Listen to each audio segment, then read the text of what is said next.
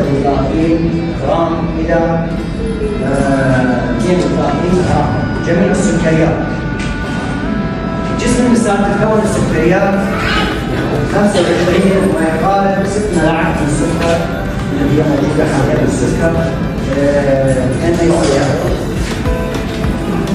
هذا اليوم الأطفال تتكون 6 ملاعق على الأقل أو 4 ملاعق. هاي جسم الأطفال السكر.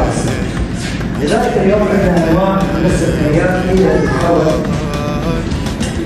أو تتغذى جسم الإنسان. يعني سكر الجلوكوز هو أحد أنواع السكريات الطبيعية الموجود في الدم والأطعمة والفواكه والحلويات ومثل باقي الثلاجات الحلوية الشوكولاتة اللي يسمونها موجودة فيها سكريات.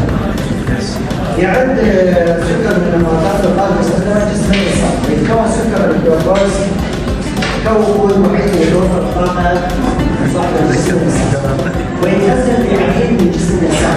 هاي السكر هي العضلات والكبد. العضلات والكبد. وهناك عندنا أنواع من السكر. سادس أنواع من السكر عندنا كم نوع عندنا؟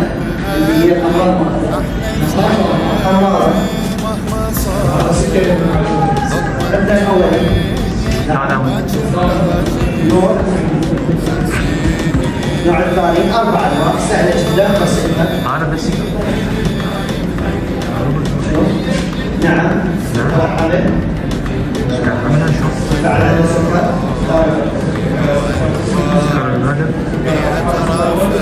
احنا سكريات ناخذها مجموعة ويس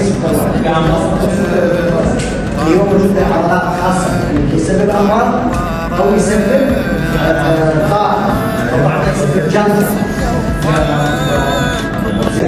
وشكرا لكم وبارك الله فيكم على هذا الحوار. الله يسلمك.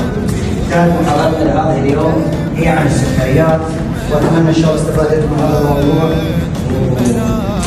شكرا لكم.